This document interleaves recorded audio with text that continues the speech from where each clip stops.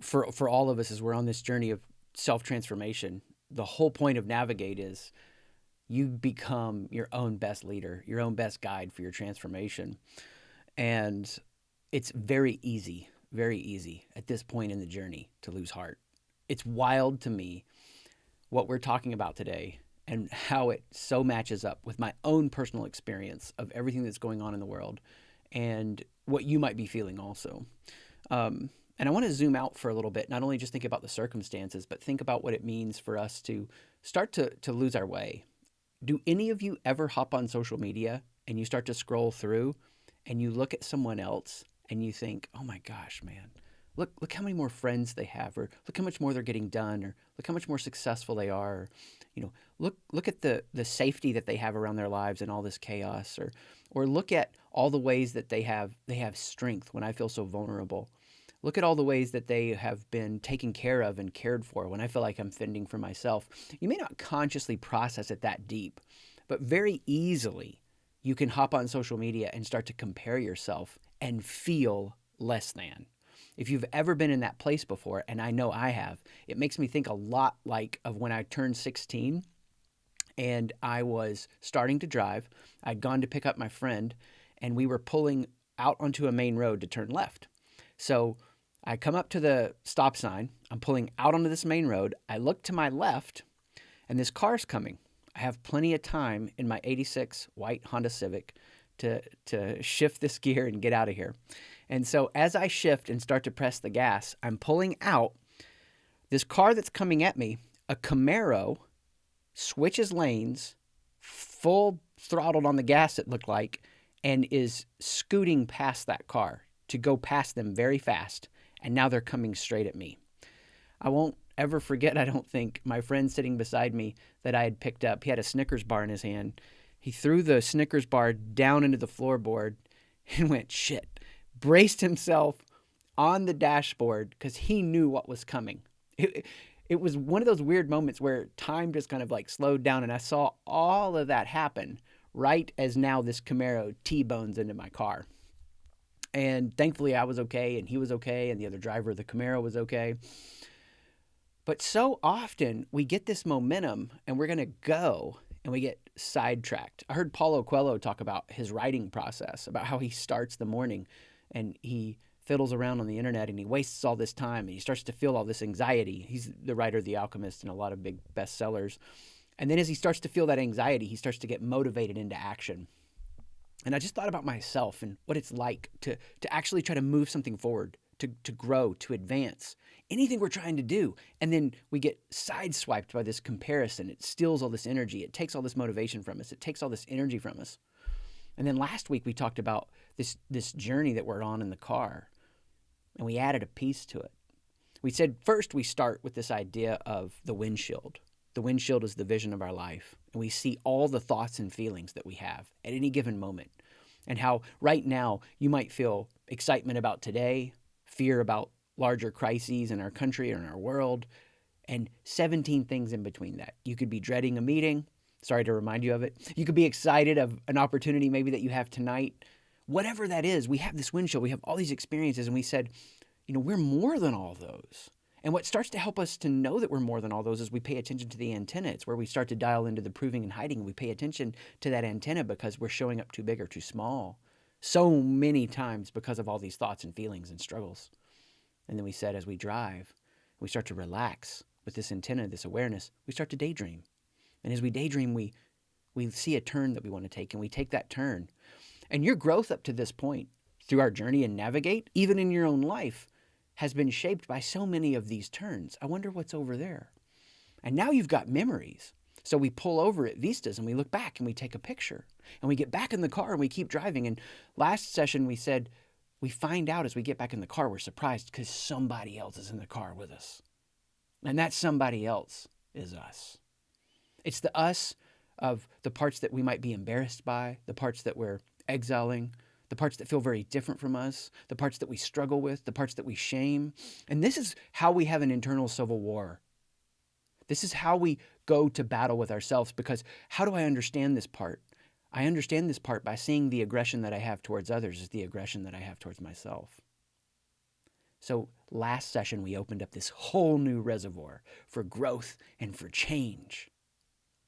But how do we sustain that change? Because it's easy to start to get a little bit of an inkling of inspiration. It's very hard to keep it. It's easy to tap into a little bit of an emotional state that there's hope. It's very hard to sustain it day by day in a consistent way. And I will tell you right now, I believe this with all of my heart. Everything that's happening on a national and international scale in our world right now, the difference between people who look back to this moment and are proud of who they became in it and those who didn't are those who learn how to do what I'm going to share with you today. Not perfectly, but at least consistently show up and keep moving forward, even in the midst of the struggle. They know how to regain heart. They know how to regain motivation. So as we drive in our cars, we look to the left and we get comparison sideswiped. And we look to the right and we find these parts of ourselves that we may not like too much that we wish that we could understand more of. But we can't drive looking to the left or the right. We have to look forward. So we go back to the windshield, but we notice something is different. Something's different on the windshield. How many of you have ever remember being when you were in high school or college, and I know for some of us this will date us, but when you got that tassel for your graduation and you hung it on your rearview mirror? It was like, I got a tassel. I'm legit. I remember my dad had a 1967 Ford truck. We would go to the Smoky Mountains on it, somewhere between kindergarten and 5th grade. He loved that truck so much. He loved that truck so much he endangered our lives because we would set up lawn chairs, me and my brother, and sit in the back and make that 30 to 45-minute drive to the Smoky Mountains in the back of that 1967 truck sitting on lawn chairs. I don't know what my mom was thinking. But my brother and I loved it. We'd wind in our hair. It was amazing. My dad loved that truck. And you know what he hung on the rear of? Dice. Now, if that's not a man working out his midlife crisis, I don't know what is. So whether it's the tassel, the pink fuzzy dice, remember those dream catchers? Dream catchers people would hang in their rearview mirrors. The rearview mirror became a way that you could like symbolize something about yourself. It's this accomplishment. It's this, I did that. It's the symbology of the dream catcher. I want to use a word with you that I don't want you to be weirded out by, but this word will help explain what it means to hang that device on your rearview mirror. And the word could just quite simply be called a talisman. A talisman. Throughout human history, as societies have progressed and developed, they've done things to put emotion into objects. So sometimes they're called like a talisman, like maybe a piece of jewelry. Sometimes they're called a totem. And different traditions use these terms differently. I want to use them interchangeably today. And I want you to start to process with me and get aware of one starting point in your journey after you look to the left and look to the right and you need to look forward. In hard circumstances, you are naturally orienting around some kind of metaphor in your brain to process those hard circumstances. We all do it.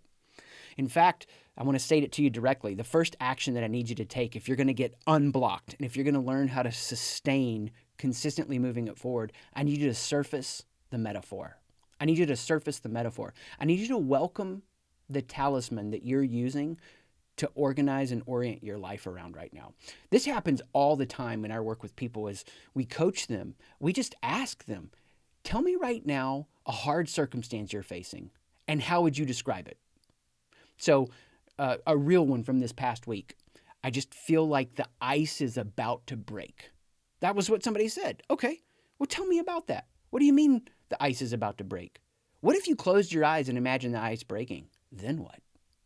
So even right now, if you took a hard circumstance you're facing, maybe you feel a little overwhelmed or maybe you feel drained by all the craziness around us. What have been the little ways that you've been using phrases to describe where you're at and what's happening? I want you to surface the metaphor because until you surface the metaphor, you're not going to be aware of what you're doing to orient, to motivate, to find a sense of rhythm in the midst of all this chaos. See, the best moments of your life are these moments where you feel like the heat or the pressure is on. That's where the most growth occurs. Now, I love times in my life when I relax into a state and there's some play, it's a summer season, and I mean that metaphorically, also in real time. But I also know this: when the heat is on, and I feel like some 80s song is now playing in my head, when the heat is on, that's my time to grow. When the pressure's there, when I lose heart, when I lose motivation, when I want to quit, that's the chance that I go, oh, what's the motive? What's the metaphor that I need to surface here? Now, here's the real trick, because everybody can really quickly get a sense of what it means to pay attention to the organizing metaphor of their life. Even fewer do this. Peel back when you surface that metaphor and look for the way that you want validation. That metaphor is very often connected to something that you wish people knew more about who you are. The way that I could say it this way is there's something you want people to see or feel or hear about who you are. You want them to appreciate that. You want them to recognize that. You want them to give something to you because they recognize, wow, you're in this place where you're facing a lot of challenges. It could be your team leader or your boss or a personal relationship. And you just want them to know where you are so bad that in conversation with them, you're describing your situation using some kind of metaphor or analogy or simile, but you're using some kind of metaphor to scream without even saying it with an erased voice. Would you see this about me? Would you hear this about me? Would you feel this about me? Now, I want to say something to you that could be very misunderstood at this point. If you're going to be the kind of person who grows and leads themselves, you surface the metaphor, you look for the validation that's in that metaphor. The weak mind at this point will do everything they can to get that validation. Now, I don't want to say weak mind like less than. I don't want to say weak mind like I'm shaming somebody or diminishing somebody. I'm saying I know statistically a small percentage of the population will ever be the kind of people to lead themselves. That's just the way it is. And I hope the best for the human race. But I know the best thing that we can do is be the kind of leaders who recognize the validation we want and stop expecting it from another human. Because it's never going to be enough validation that they can give us that we'll finally relax. We have to learn to give it to ourselves. When we can be the kind of leader who gives it to ourselves, then we can be the kind of leader who gives it to others, but not in a way to manipulate them, to take them on a path of self-growth also. This is how the impact of transformation really starts to roll down the hill. Now, I want to give you a powerful way to understand the validation you want. There's a difference between wanting validation for who you are and validation for the job you've done or the way that people value in your relationships. We could think about who Chris is or who Daniel is, and then we could talk about the roles Chris fulfills, the relationships he has, or the roles Daniel fulfills, or the roles that, or the relationships that Daniel has. I want to do great in my mission. I want my relationships to value me and appreciate me. But if I go to them for a self-definition for who I am, then I'll always seek more validation than the relationship can actually sustain. Frankly, I had to look at myself in the mirror in March and go, you know what, Chris? I believe COVID's going to be around for a while. I believe some things are going to change drastically. And you don't have enough of this to move into this new direction. So Chris, you're falling short on the mission. Now, that didn't have to become shame in my identity. If it becomes shame in my identity, then I start using metaphors to try to give validation. No, I honestly, objectively look at where I need to improve. And I say, this is what we've got to do. And as I do that, I surface the metaphor, and here's where the transformation occurs. I supply my own meaning. I supply my own meaning. What is a ring on someone's finger? It could be something that somebody gave to them. It could be something that they put on their own hand as a way of creating meaning for a transformative event in their life. What is a ring in a wedding ceremony. All of a sudden now this has tons of significance. What's a hammer? What's a hammer in Thor's hand? The hammer doesn't make him, but he makes the hammer something different. Over and over and over, the message of my life, what I'm trying to say to people is, until you learn to supply your own meaning, until you learn to make your own meaning, you'll always be the object of a broken institution. No institution's perfect, and I hope for our institutions to be transformed. But until you know who you are as a person, to a politician, you're a voter. To a teacher, you're a student. To a religion, you're an attendee. To a parent, you're a child. And when institutions are healthy, they see the person not as an object, but as a fully orbed human. And when we're the kind of people who can supply our own meaning, then we get to make our own meaning. We get to use the language of ancient societies, emotionally charge our talisman or our totem. We don't have to hang a tassel up in our rearview mirror because we're supposed to value graduation. We get to pick whatever it is that we want to hang on our rearview mirror because we're supplying our meaning. See, once I surface the metaphor and I notice the validation I want and I give that to myself, I rewrite the metaphor, I rewrite the analogy to make it something that supplies meaning to me so that I don't have to go get the validation from others. When I was like 24, 25 years old, I had way too much leadership responsibility for my age. And like 12 direct reports, a lot of different teams. And I would go into my office, and at the time I loved river canoeing, and I put a canoe paddle in my office.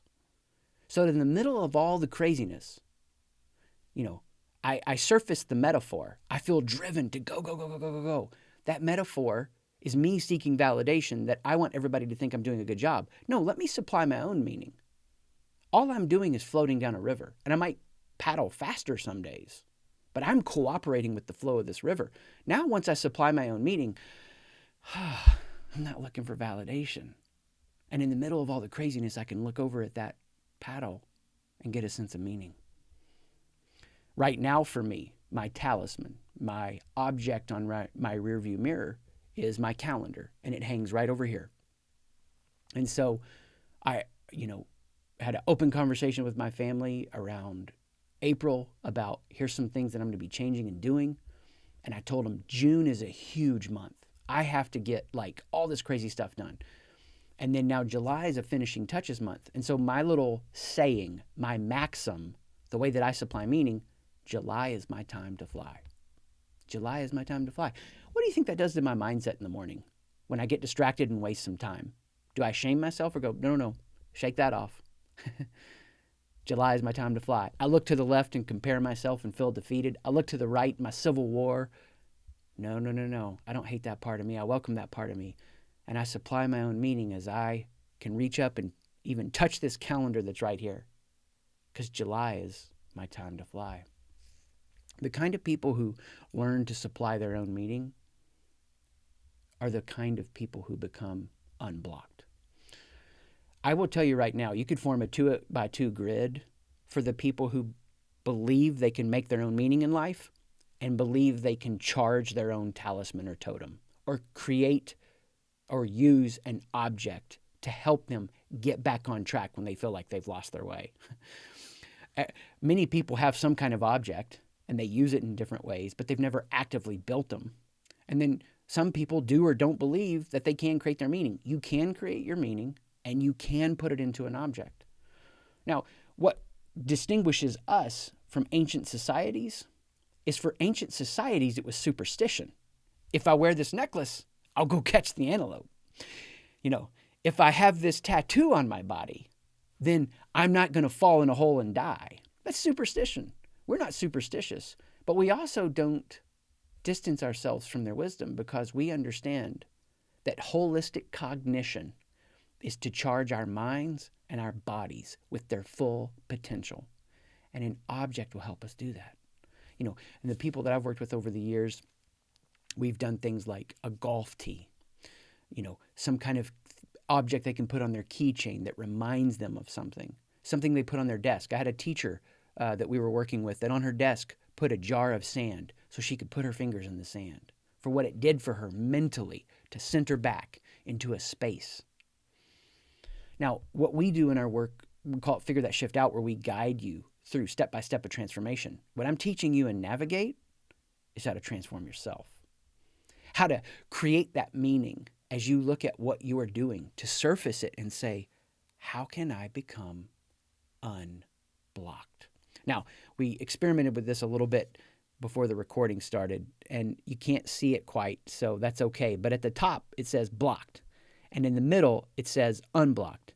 And on the extremes, it says over projecting or over protecting. There's really a spectrum here that I've seen everyone I've ever worked with fall onto at some point. In the circumstances of their life that challenge them, they're either overprotecting or they're over projecting. And what healthy people do when they live in their transformation is they live unblocked. How? They supply their own meaning. I want you to think about it like a garden hose. You take a garden hose, water isn't flowing through it. Do you shame that water hose? What's your problem, water hose? You can't let water flow through you? Water hose. Try harder. Water hose. Work till 2 a.m. When I work with athletes, when an athlete is like, 24/7 in the gym. That's stupid. You can't be in the gym 24/7. You're going to wear yourself down so much you're going to get, injuries you can't repair from.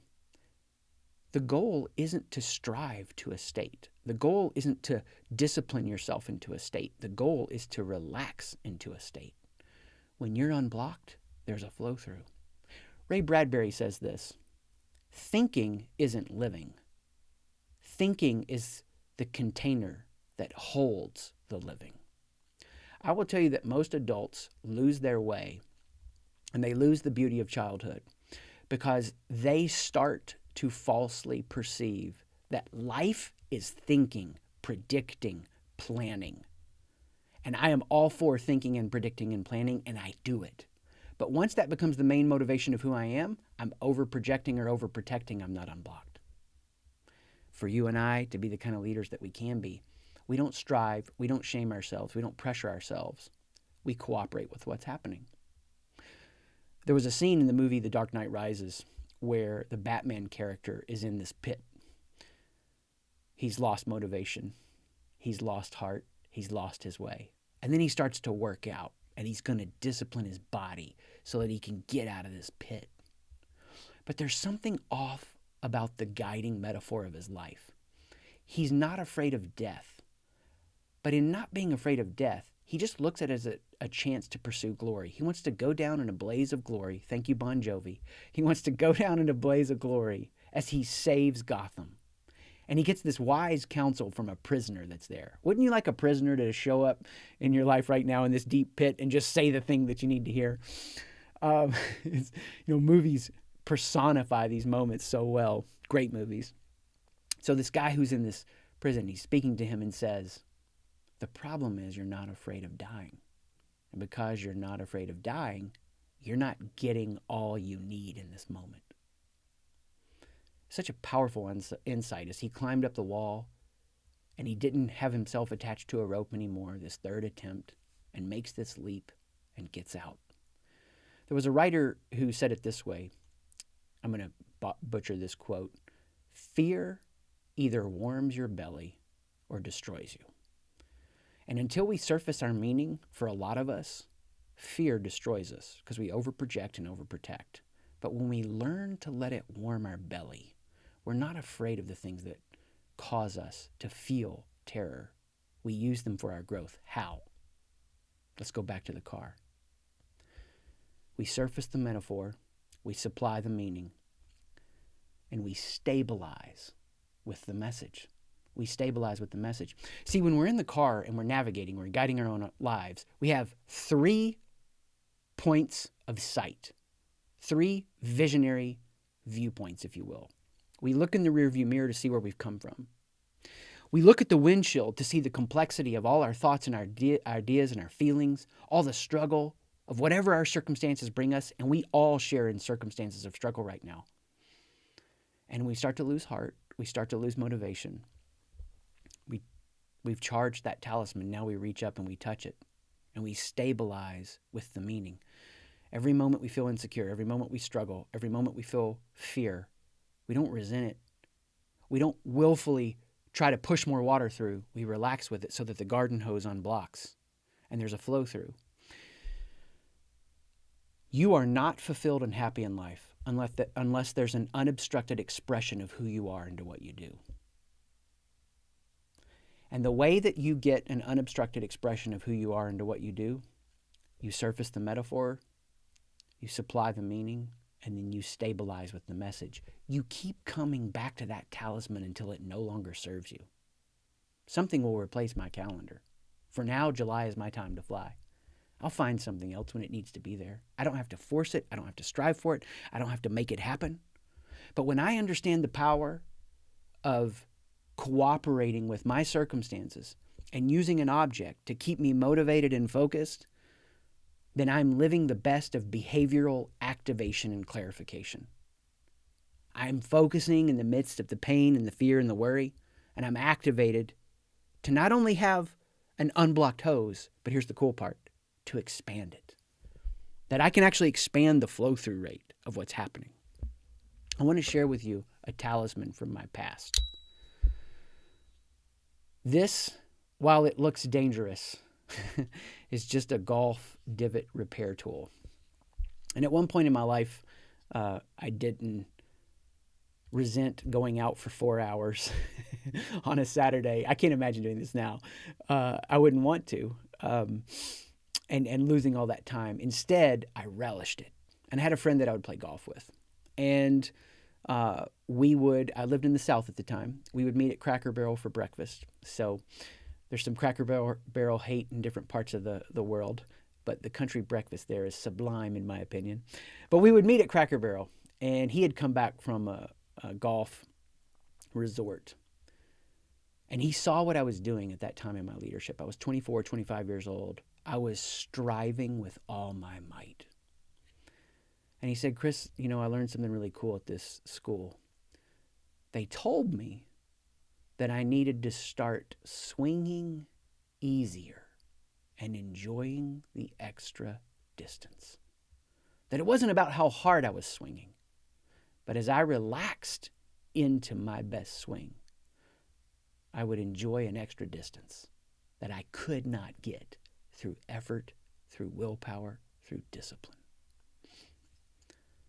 And he gave me this that day at breakfast and just saying, hey, I was thinking of you while I was there, and I wanted to get you this. I carried this around in my pocket for probably the next year and a half of my life as I started to fundamentally change how I was leading in a situation of great stress and pressure. I had surfaced the metaphor. He had helped supply the meaning. And when I was stressed, I would reach in my pocket and stabilize with the message. This is how we change ourselves.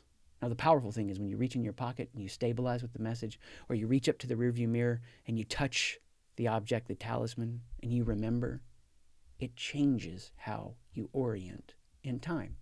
And we're going to talk about that next session. So glad to share this message with you today. So glad for you to be here.